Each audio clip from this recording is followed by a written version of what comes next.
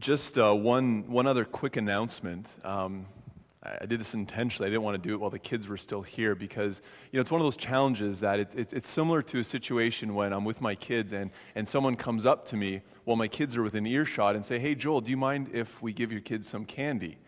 And I'm like, well, of course now I can't say no because I'm a bad guy, right? I want to always be the good guy. So it's one of those situations. I didn't want to make this announcement with the kids still here in case you're not able to do what the invitation is, and then your kids are bugging you for the rest of the afternoon. So you can thank me for that later, or right now. There you go. A little slow this morning, people, a little slow, but we'll get you warmed up. Basically, it's a simple invitation. Tonight at 7:30, whether you have kids or not, you can come to our place for a bonfire.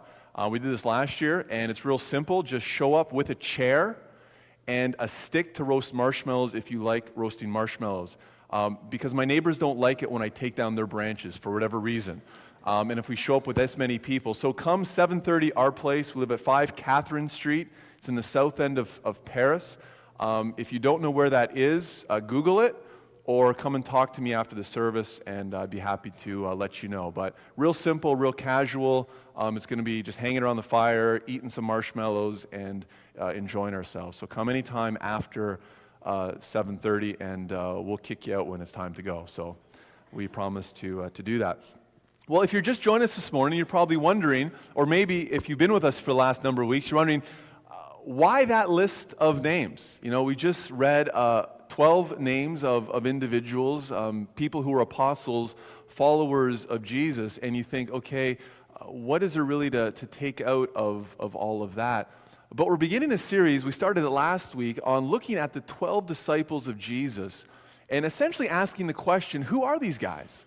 Because for, I'm sure, some of us, perhaps many of us, we may be aware that Jesus had followers, that he had disciples, and we may know some of their names, and we may know some of the things they did, but the reality is that we don't have a lot of detail.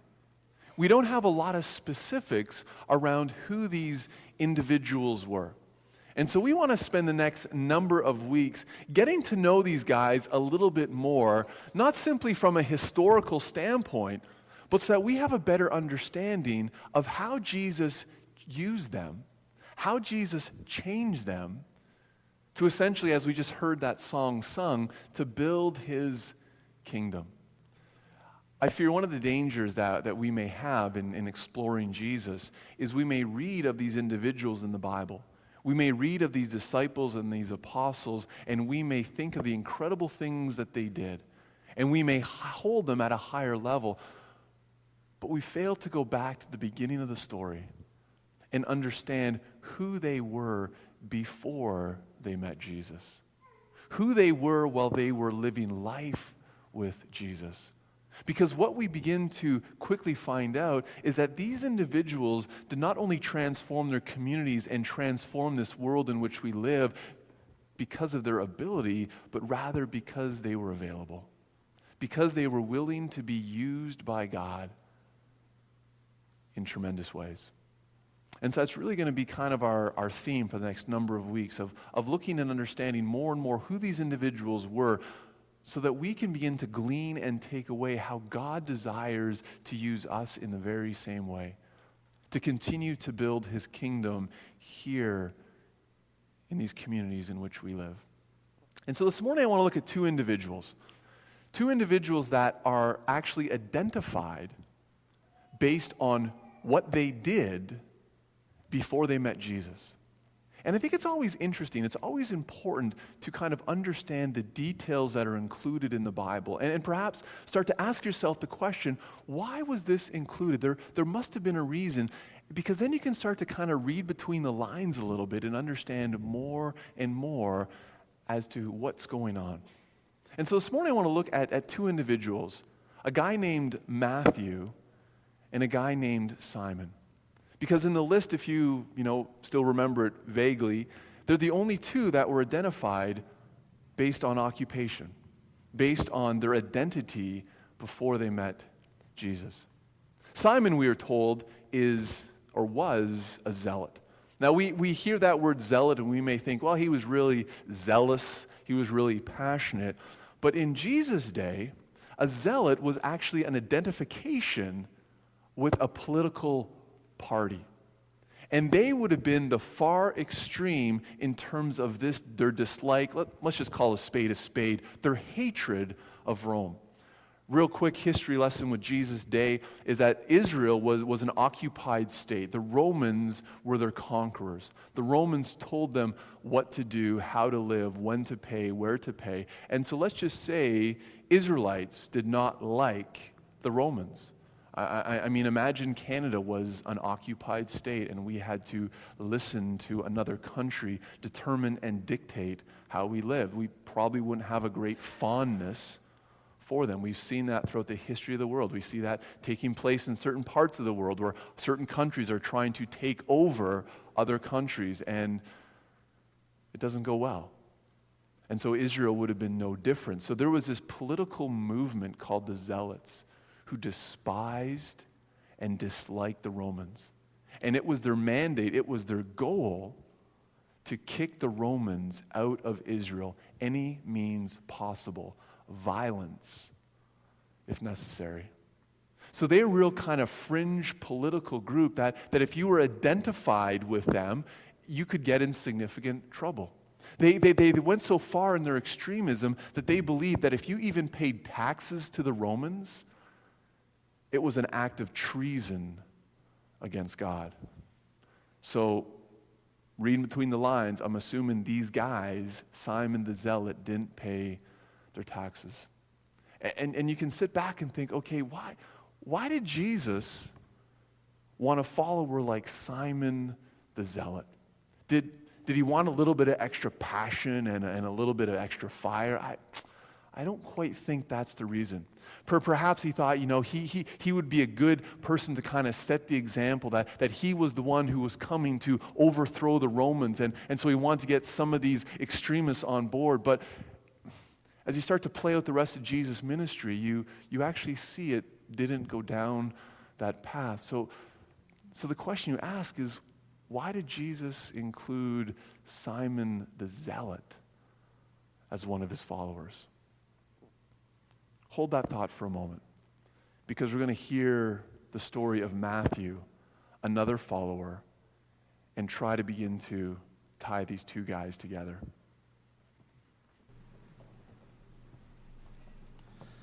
The second scripture reading this morning is taken from the Gospel according to St. Matthew, chapter 9, verses 9 through to 13. Hear the word of God. As Jesus went on from there, he saw a man named Matthew sitting at the tax collector's booth. "Follow me," he told him, and Matthew got up and followed him. While Jesus was having dinner at Matthew's house, many tax collectors and sinners came and ate with him and his disciples. When the Pharisees saw this, they asked his disciples, "Why does your teacher eat with tax collectors and sinners?" On hearing this, Jesus said, "It is not the healthy who need a doctor, but the sick. But go and learn what this means. I desire mercy, not sacrifice.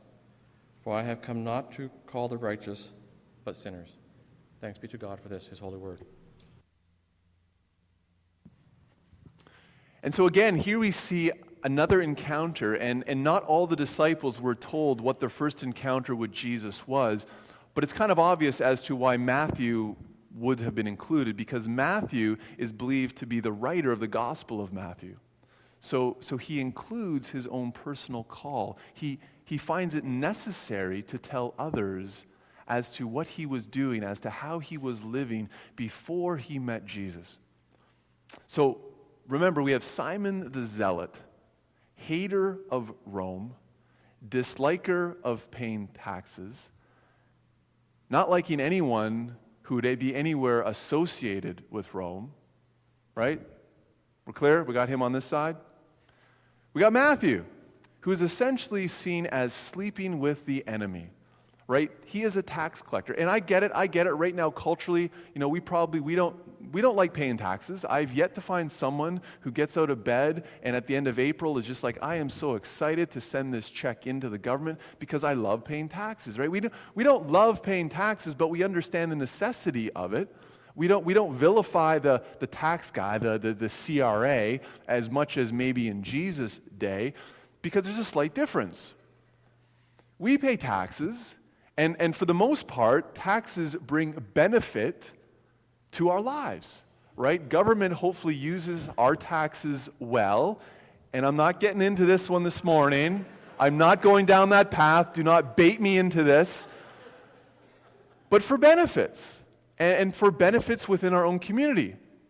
Now, if you're living in Jesus' day, you are getting taxed, but you're not seeing the benefit of these taxes. Rome is coming in and taking these taxes, and they're using it to build their kingdom, to build their empire, to build their roads, to feed their troops, to help their people. And as an Israelite, you get squat. And so you don't like paying your taxes. You don't like the guy who's collecting your taxes. And Rome was brilliant with this. They would bring on people from the Jewish community, Israelites, who would want these tax franchises to go and collect taxes on their behalf. And Rome had a deal with tax collectors. They said, listen, as long as we get ours and you don't skim off the top, feel free to take a little extra from so-and-so down the street. And so tax collectors became rich, stealing from others. And they had the backing of Rome to protect them. They would have guards or thugs, and so they would show up and you'd have to pay your taxes, but not only would you have to pay your property tax, you would then have even more taken off the top, and so you're left with nothing. And so tax collectors were social outcasts. They were despised by the Jews. They were religious outcasts. Tax collectors were not permitted to enter the local synagogue. They were traitors of the people. They were traitors of God. And so they were completely cut off from God. You start to understand why the Pharisees, again, the religious elite of society. You know, whenever you read these stories, you have to understand who all the players are. But the Pharisees were the guys who would be considered in that day and age as those who were closest to God, those who followed all the rules, those who tithed, those who prayed the best prayers, those who knew their scriptures better than anyone else. And so when Jesus comes and sees Matthew and talks to Matthew and then tells Matthew to follow him, this would have been a shocking revelation. And then Jesus goes and has a party at Matthew's house. Now Matthew's writing the story, so he kind of downplays it a little bit. But if you read it in other Gospels, it was a huge party. And what does Matthew do? He invites all of the other tax collectors, because when you're not liked by anybody else, you kind of have to stick tight with one another. And so he invites them, and it's like, there's this teacher, there's this rabbi. You got to listen to him. He wants to eat with us. Come and hang out with us. But then everyone else is on the outside thinking, what is going on?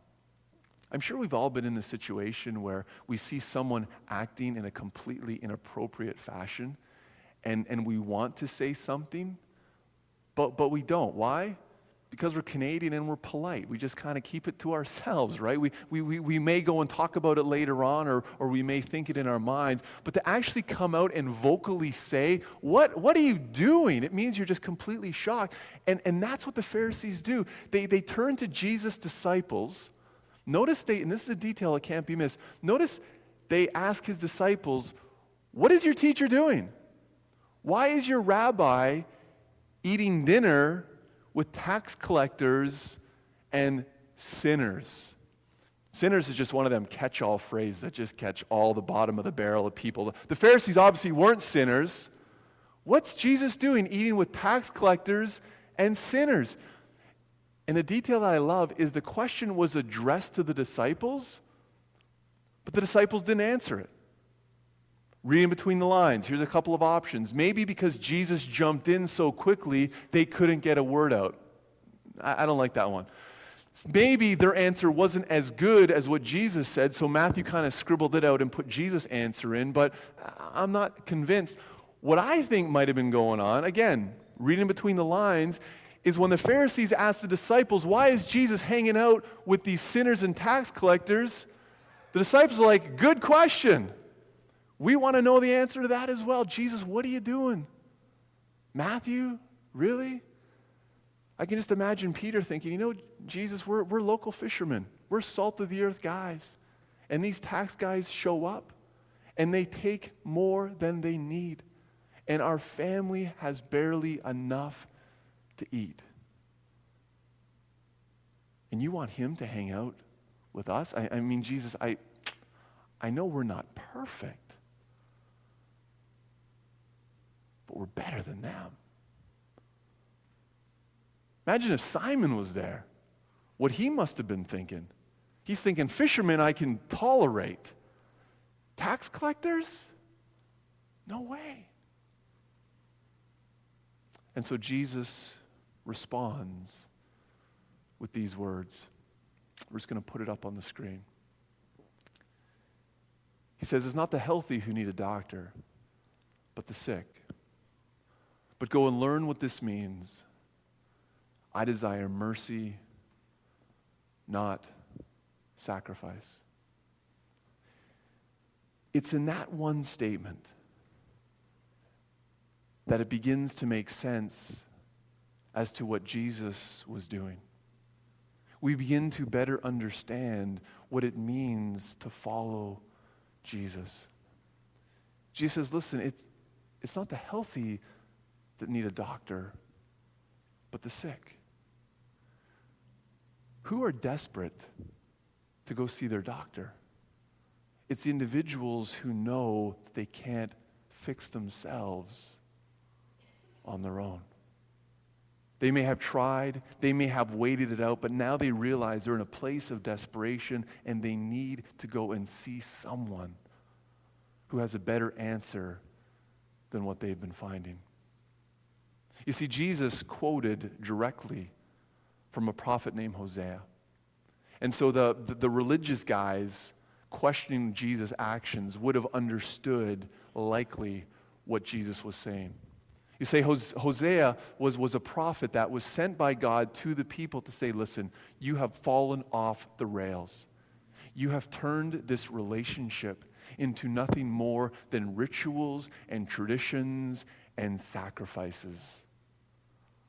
What I want is a relationship that is based upon love. Based upon love.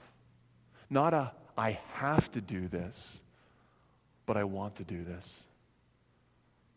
I mean, think of any relationship we may have with family, with a spouse, with children, with friends. As soon as a relationship gets into the mold of just going through the motions, you may be doing all the right things, but your heart isn't in it. How does it make the other person feel? They're like, I want out. And that's essentially what Jesus continued to bring to the people of saying, listen. You have to understand what God desires is not emptiness and ritual that brings nothing, but rather a relationship that is born in love. And you know who got it? Guys like Matthew, a tax collector, who realized that up until this point, he was completely cut off from God. And now God in Jesus was wanting to hang out with him, was wanting to live life with him. What we see in Matthew and what we see in Simon the Zealot is that everybody is welcome because nobody's perfect. And Jesus meets us wherever we are at. I think too often some of the misconceptions that people may have about following Jesus, and I think as followers of Jesus and as a church, we have to own some of this, is we give the wrong impression that you have to clean yourself up before you come to God. And nothing could be further from the truth. It's not just about doing the right rituals and having the right traditions. It's understanding that our relationship with God is not based upon what we do, but based upon the mercy that God has given. But there's even more than that. Because although Jesus will meet us wherever we are, he won't leave us there. And one of the incredible things, one of the reasons that I believe that Jesus' disciples had such an impact in the world in which they lived and had such a lasting impact onto us today is because they saw transformation in their lives. When Matthew would have been brought into the fold, I'm pretty sure there was not one disciple that was jumping up and down with excitement. They probably would have been thinking, what is going on? Because earlier, Matthew records one of these shocking statements of Jesus. You see, it was understood in Jesus' day and age that you would love those who are good to you. Right? We often think of the golden rule and don't be mean to others. Don't do bad unto others because you don't want it done unto you. And Jesus turns that on its head and says, you know what? You don't have to believe in me. You don't have to follow me to love those who love you. Anyone can do that. But to love those who are hard to love those who are on the fringe of society, he even went as far as to say to love your enemies. Now we're playing by a different set of rules. You see, to love those who are difficult to love, it takes more than just ritual and tradition. It takes mercy. It takes a willingness to look beyond what they may have done. It's love in action. I've said this quote before, and if it's worth saying once, it's worth saying twice, and it comes from Bruxy Cavey. And he says, love is not doing what makes you feel good. It's doing good in spite of how it makes you feel. You see, too often we think love is this emotion, this butterfly, this fluttery feeling that if my knees start to just feel wonky, then I'm going to act lovingly, right? But there's a committed love that says even when I may not feel like loving, I will act accordingly. And so what does Jesus do? He says, love your enemies. And then this is not just some pithy statement, some sticker to put on the back of your chariot. He says, guess what? I've got Matthew the tax collector. I've got Simon the zealot. Boom, you guys are bunkies now for the next 2 years. How you like that? Let's figure it out. I believe that the example we see in Matthew and Simon indicate to us one of the important sniff tests to following Jesus. You know what a sniff test is, right? I heard this a couple months ago at the community dinner as a bit of an aside. If you haven't come to community dinner, come to community dinner. The food is fantastic. The company is great. And at the end, there's always a time of music and a short devotional. And Christina spoke 2 months ago about being the fragrance of Christ, right? And a fragrance is something that smells good, right? It smells good. It draws you in. You smell something good and you want something more. A fragrance is also an identifier, right? It tells you if it's right. And we do this, particularly as parents. You do sniff tests all the time with your kids, right? If they tell you they've done something, you say, oh, let me smell, right? I'll give you a couple examples. Kids come out and haven't used the bathroom. I say, did you wash your hands? Yes. With soap? Yes. Let me smell. And sometimes that's a mistake. But you smell soap, you know you're good. You've passed the sniff test. Or when it's bedtime and the kids are getting ready for bed and they're now at the age where they can do these things themselves. And you say, okay, have you brushed your teeth? Yes, I brushed your teeth. Let me smell. And if you get woofy breath, back into the bathroom they go. Just love being a parent sometimes. But it's a sniff test. The fragrance determines whether or not that's a reality. And I think one of the great sniff tests as followers of Jesus is in how we treat others. Because we can have all the rituals, we can have all the sacrifices, we can have all the traditions, but we can be incredibly unloving. It's like Jesus says, I want to smell you. I want to sniff you. And I'll determine your fragrance based upon how you treat others. People like Matthew. People like Simon. People on the fringes of society that other people will be shocked that you hang out with them. People who you may not necessarily like if it wasn't for the fact that you were following me. Matthew and Simon remind us of such a valuable lesson that Jesus meets us wherever we are at. But if we choose to follow him, he won't leave us there. He wants us to become a pleasing fragrance. He wants us to smell good. And the best way that we smell good to Jesus is in how we treat others, in how we treat those on the fringe, in how we treat those who are difficult to love. Now let's not gloss this over. This isn't easy. I'm sure for these followers of Jesus, it would have been hard. It would have been difficult. It would have been challenging. But what we learn from them, reading between the lines, is that this would have taken time. It would have been a process, but they would have had to be intentional. And I'm sure the closer they were to Jesus, the easier it would become. And so when I think of Matthew, when I think of Simon, when I think of the reality of what Jesus wants in our lives, it's like Jesus is saying, let me sniff you. Let me see the life that you are leading and see if you truly are a fragrance that is pleasing to others. Please stand as we sing together.